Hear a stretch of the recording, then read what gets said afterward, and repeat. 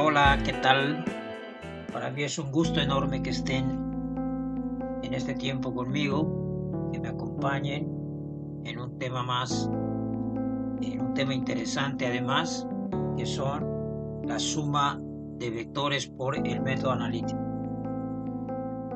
Para sumar dos o más vectores por este método, el método analítico, que es el método de las componentes rectangulares, hay que hacer todo un procedimiento que sería más o menos así.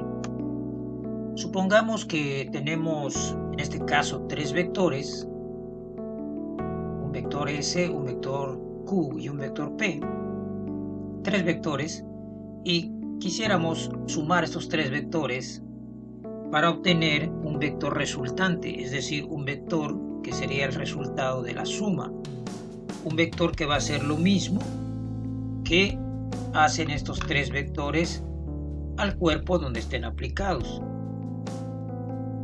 Bien, es decir, queremos hacer esta suma de estos tres vectores. Lo primero que hay que hacer es, en nuestro plano cartesiano, dibujar las componentes de cada uno de los vectores que tenemos. El vector aquí P, que es este, tiene dos componentes que daría en el primer cuadrante una componente que va a la derecha y una que va hacia arriba. O sea, tendría una PX y una PY, que serían las componentes rectangulares de ese vector. Para el vector S, que está en el segundo cuadrante, también tenemos dos componentes. En este caso, las componentes, al estar en el segundo cuadrante del vector, estaría una a la izquierda y otra hacia arriba.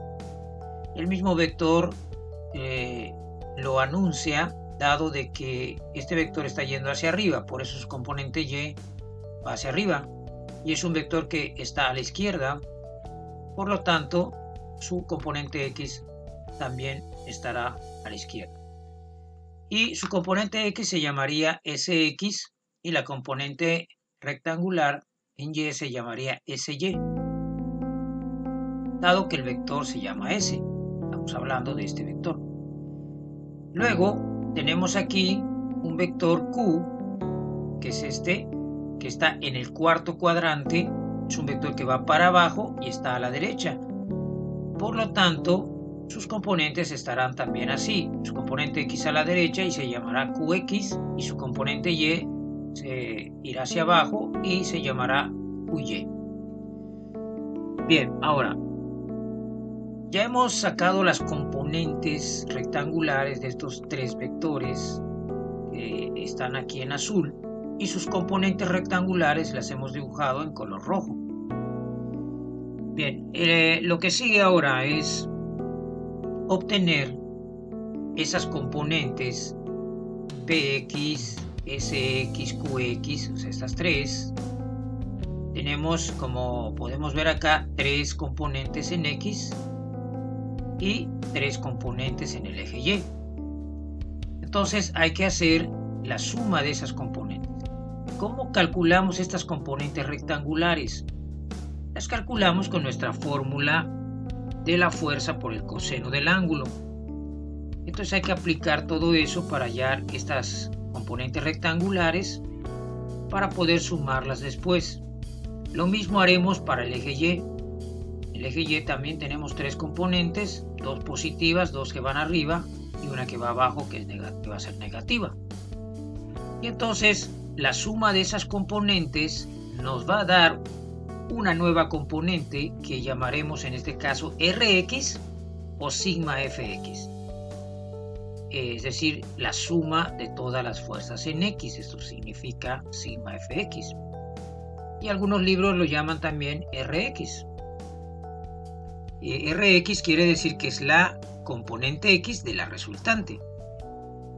Y en Y también tenemos la sigma Fy, la suma de todas las fuerzas en Y, que serían estos tres vectores en rojo, o la componente Y de la resultante, Ry, que es lo mismo. Una vez que tengamos esos vectores, pues podremos pasar a esta fórmula para poder encontrar la magnitud de la resultante. dado que Rx y Ry vienen a ser las componentes de la resultante. Bien, entonces aquí tendríamos con esta fórmula la magnitud del vector resultante. Y por último, con esta fórmula calcularíamos el ángulo del vector resultante. No olvidemos que aquí hay un valor absoluto y la componente en Y de la resultante, como la X también, tienen que estar aquí positivas. No se permite meter aquí signos negativos, dado que esto es un valor absoluto. Y entonces, este es el procedimiento que hay que seguir. Esta Rx y esta Ry, que son las componentes de la resultante, van a ser este vector y este. Que si, por ejemplo, Rx nos da positivo, pues quedaría hacia la derecha. Pero si nos da negativo, pues iría hacia la izquierda. Y lo mismo con la Ry. Si me da positiva, pues iría hacia arriba. Y si me da negativa, pues iría hacia abajo. Suponiendo que estuvieran así, ambas positivas, entonces esto indica que mi resultante estaría quedando en el primer cuadrante, aquí en color rojo, y este ángulo que tenemos aquí sería este. Este ángulo está referenciado al eje X y al vector resultante. Es un ángulo formado por esos dos vectores, el eje X y la resultante. Bien, a grandes rasgos, este es el método que hay que utilizar.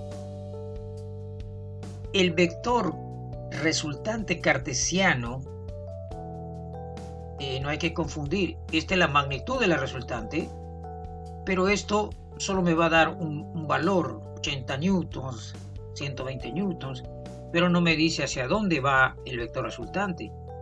El ángulo me va a marcar la inclinación. Entonces, una manera, ya con estos dos, ya podemos definir al vector resultante. Recordemos que otra forma de escribir a la resultante es a través, así como a cualquier vector, es a través de un vector cartesiano. Entonces, para escribir el vector resultante, o sea, este, no dando su magnitud y su ángulo, esta es una forma. La otra forma es dando la respuesta a través de un vector cartesiano. ¿Cómo escribimos a la resultante de manera cartesiana? Bueno, lo único que hay que hacer es tomar las componentes cartesianas de todos los vectores que están en X. En este caso son 3, 2 a la derecha positivos y 1 a la izquierda negativo. Hay que sumarlos, o sea, sumar todas las componentes y para sacar la Ry hay que sumar todas las componentes que tienen como vector unitario al vector unitario J. Y entonces, al sumar todas mis componentes en I, saldrá mi componente cartesiana X de la resultante. Y al sumar todos los vectores cartesianos en Y, que son 3, aquí hay 2 hacia arriba y 1 hacia abajo, obtenemos también la componente cartesiana de la resultante en Y. Así que esta fórmula me pondría a este vector R de manera cartesiana. Puedo dar la respuesta así o puedo darla obteniendo la magnitud y su ángulo de inclinación. Eso va a depender de cómo me pidan en el problema la respuesta. Vamos a ver un ejemplo para aclarar esto. Antes de pasar a ver un ejemplo, me gustaría aquí enseñarles un esquema que es muy importante cuando se trabaja con problemas. Siempre que uno tiene un problema en física, tiene que distinguir si la partícula o el cuerpo que está estudiando está en equilibrio o no lo está. Cuando una partícula está en equilibrio, yo puedo aplicar sumatoria de fuerzas en X igual a 0 y sumatoria de fuerzas en Y igual a 0. Dos ecuaciones que me van a ayudar a resolver ese problema. Pero ¿qué significa que un cuerpo esté en equilibrio? Bueno, un cuerpo puede estar en equilibrio solo cuando su velocidad es constante o es cero. Es decir, cuando no se mueve o cuando se mueve con velocidad constante. ¿Y cómo es ese movimiento? Bueno, ese movimiento es cuando la partícula lleva un movimiento en línea recta, recorriendo distancias iguales en iguales intervalos de tiempo. Es decir, no cambia su velocidad. Al no cambiar su velocidad quiere decir que no cambia su rapidez. Por ejemplo, está viajando a 80 kilómetros por hora, pero no solo eso, no cambia tampoco su dirección ni su sentido. Entonces, eso es el equilibrio, cuando un cuerpo está en reposo o cuando se está moviendo, pero a velocidad constante. Esto lo menciono porque hay quienes piensan que el equilibrio solo es el reposo. No, un cuerpo que se mueve a velocidad constante también está en equilibrio, a pesar de que se esté moviendo. Y en esas circunstancias siempre la aceleración es cero cuando la velocidad es constante. Por eso la segunda ley de Newton, que es esta, en lugar de ser masa por aceleración, como la aceleración es cero, se vuelve cero, este lado de la ecuación. En cambio, cuando no hay equilibrio, entonces tengo que usar la fórmula de Newton de la segunda ley, así, completa, tanto en el eje X como en el eje Y, si se trata de un problema en el plano. En este caso, la velocidad va a ser cambiante, ya no va a ser constante, y entonces surge una aceleración. Y hay que calcularla, esa aceleración sí va a ser constante, pero hay que determinarla. Bien, ahora sí pasemos a ver el problema. Y no olviden esto, porque muchos problemas en física se trata de situaciones en equilibrio, y entonces estas ecuaciones son nuestras armas para resolverlo, no hay que olvidarlo, y estas condiciones siempre van a prevalecer cuando un cuerpo está equilibrado. Y si no lo está, pues tenemos que seguir esta ruta. Bien, aquí tenemos un problema que nos dice que 4 fuerzas actúan sobre un perno A, como se muestra en la figura. Determine la resultante de las fuerzas sobre el perno. Muy bien. Tenemos la fuerza 1, la fuerza 2, la fuerza 3 y la fuerza 4. Lo primero que vamos a hacer es dibujar las componentes de cada uno de los vectores. Este es el método analítico. Y posteriormente vamos a calcular esas componentes rectangulares para poder calcular luego la magnitud de la resultante y su ángulo. Es decir, este primer vector, que es la fuerza 1 de 150 newtons, que es este, tiene dos componentes, una que va a la derecha y una que va hacia arriba. El mismo vector lo está diciendo, está a la derecha, el eje Y está yendo hacia arriba, por eso su componente Y va hacia arriba, o X va a la derecha. Este vector que está en el segundo cuadrante está yendo hacia arriba, por lo tanto su componente Y es hacia arriba, y está a la izquierda del eje Y, por lo tanto, componente X irá a la izquierda. Ahora, esta fuerza, que es la fuerza 3 de 110 newtons, es una fuerza que está sobre el eje Y. Por lo tanto, ese vector no hay que hacerle nada, hay que tomarlo tal y como está. No es necesario sacarle componentes, dado que ya está sobre un eje. Observen que cuando sacamos componentes a un vector, siempre las componentes quedan sobre ejes, o en Y o en X. De modo que si un vector ya está sobre un eje, pues no es necesario sacarle componentes. En cambio, estos vectores, como estos tres que están en azul, que no están sobre un eje, sí hay que sacarles componentes. Entonces pasamos a la fuerza 4, que está en el cuarto cuadrante. Tiene dos componentes. Su Y va a ir hacia abajo, dado que el vector va hacia abajo. Aquí está la Y. Y la componente X va a la derecha, dado que el vector está a la derecha del eje Y. Bien, entonces ya dibujamos las componentes. Ahora hay que ir calculando cada una de estas componentes y lo podemos hacer de manera componente escalar o de manera cartesiana. Por ejemplo,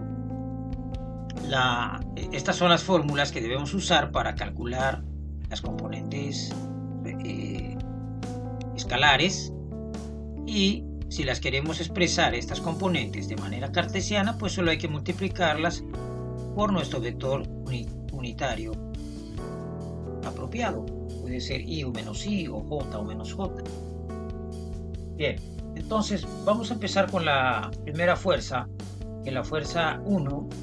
Esta componente que está aquí sería, aplicando esta fórmula, 150 por el coseno de su ángulo, que es 30. Y lo vamos a poner de una manera cartesiana. Por lo tanto, el vector unitario que se usa para el eje X positivo es y. Así que esta sería nuestra componente cartesiana en X para este vector. Y la Y, pues sería multiplicar la fuerza, pero aquí tenemos un error, debe ser por el seno del ángulo. Esta es la FY. Y entonces esto debe quedar aquí, F por seno de teta. Por lo tanto, 150 por el seno de 30 grados nos daría esta componente que es la Y. Bien, ahora pasamos al siguiente vector. La componente X pues va a ser la magnitud de la fuerza, que es 80, por el coseno de su ángulo. Noten que acá el ángulo está tocando al eje Y. No puedo trabajar con ese ángulo. Tengo que manejar el ángulo aquí que toca al eje X en el segundo cuadrante. O sea, ese ángulo sería 70 grados, que es el complemento de 20. Por lo tanto, 150 por el coseno de 70 me va a dar la componente cartesiana en el eje X. Y para el eje Y, pues va a ser lo mismo, nada más que va a ser 80 newtons por el seno de 70 grados. Aquí está. Y eso lo multiplicamos por el vector unitario apropiado, que en este caso, como la componente está en el eje Y positivo, pues tenemos que usar al vector unitario J. Y este vector que está aquí, el F3, pues como ya está sobre un eje, ese vector se mantiene igual. Lo único que hay que hacer es agregarle o multiplicarlo por su vector unitario, que en este caso, como es un vector que va hacia abajo en el eje Y, usaría el vector unitario menos j. Y de esta manera ya queda como una componente cartesiana. Por último, la fuerza 4 tiene aquí una componente X que va a ser la fuerza, que es 100 newtons, por el coseno de su ángulo, que en este caso es correcto, 15 grados, dado que toca el eje X. El ángulo que usamos en las fórmulas aquí debe ser siempre un ángulo que toque al eje X, al vector junto con el eje X. El ángulo que forman esos dos es el que debemos usar. Por lo tanto, aquí va a ser 100 newtons por el coseno de 15 y por el vector unitario y, dado que este vector va hacia el eje X positivo. Luego, por último, aquí la componente cartesiana Y para este vector F4 sería 100 newtons, que es la magnitud del vector, por el seno del ángulo, seno de 15, y el vector unitario que multiplica a esta componente escalar sería el vector menos j. Por eso acá es menos j. Y con esto ya tenemos todas las componentes de manera cartesiana de todos los vectores. Y entonces estamos listos para poder sumar todas las componentes que tienen como vector unitario a y para sacar nuestra Rx y luego sumar todas las componentes cartesianas en y para sacar nuestra Ry. Bien, así es como estamos ahora. Estos son los resultados que obtuvimos al hacer las operaciones. Y entonces aquí las estamos viendo también. Cuando calculamos todo esto, obtenemos estos resultados que son los que están aquí para las componentes. Y ahora podemos pasar a sumar todas las componentes y, por ejemplo, esta se puede sumar con esta y se puede sumar también con esta. Y las Jotas se podrán sumar con todos aquellos que tengan J, dado que todos esos vectores están en Y. Bien, aquí tengo una tabla donde he concentrado todos los resultados. Para el vector F1, 150 por coseno de 30 nos da esto y nos quedó en Y positiva, en el eje X positivo. 150 por el seno de 30 nos da esto y nos quedó en J positivo. Aquí está. Teníamos un sistema coplanar concurrente. Coplanar quiere decir que está en el plano. Concurrente porque todos los vectores se cortan en un punto que es el centro de la armella que está aquí, que está siendo jalada por todas estas fuerzas. Es un sistema concurrente. Entonces, cuando se trabaja con el método analítico, lo que hacemos es sacar componentes para anular estos vectores que no están sobre ejes y entonces poder pasar a un sistema colineal. Es decir, colineal porque todos los vectores quedan sobre el eje X o sobre el eje Y. Y entonces ahora sí, cuando tenemos sistemas colineales, los vectores ya se pueden sumar como se suma normalmente. Es decir, todos estos vectores que están aquí, dos positivos en X y un negativo, son estos que están acá, dos positivos y un negativo. Pero tienen la ventaja de que ahora están colineales, ya no están concurrentes. Por lo tanto, se pueden sumar ya normalmente, como hacer esta suma normal en tu calculadora. Y si sumamos todos estos, nos va a dar 199.13. Y este es un nuevo vector que representa a estos tres que acabamos de sumar. Lo mismo vamos a hacer con el eje Y. Ya que tenemos un sistema colineal también en Y, nada más que aquí noten que en Y hay cuatro vectores, dos positivos, dos negativos. Aquí están, dos negativos y los dos positivos. Pero están colineales, por lo tanto, esto se puede sumar aritméticamente de manera normal, gracias a que los vectores son colineales. Solo se puede hacer esta suma normal cuando los vectores son colineales. Por eso este sistema tiene que ser cambiado a un sistema colineal. Muy bien, y este es el resultado de la componente rectangular en Y. Como la componente en X de la resultante me dio positivo, quiere decir que va a la derecha. Y como la componente Y también me dio positiva, quiere decir que va hacia arriba. Entonces aquí está la Ry y la Rx. Lo que significa que la resultante pues va a quedar en el primer cuadrante, porque las componentes están quedando en el primer cuadrante.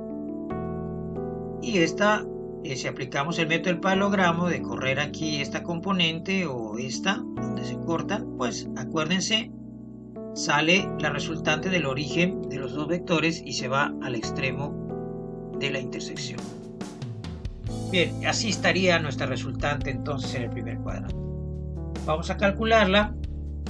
Usamos la fórmula para hallar la magnitud de la resultante. Tomamos la Rx, que es esta, la elevamos al cuadrado. Tomamos la Ry, la elevamos al cuadrado.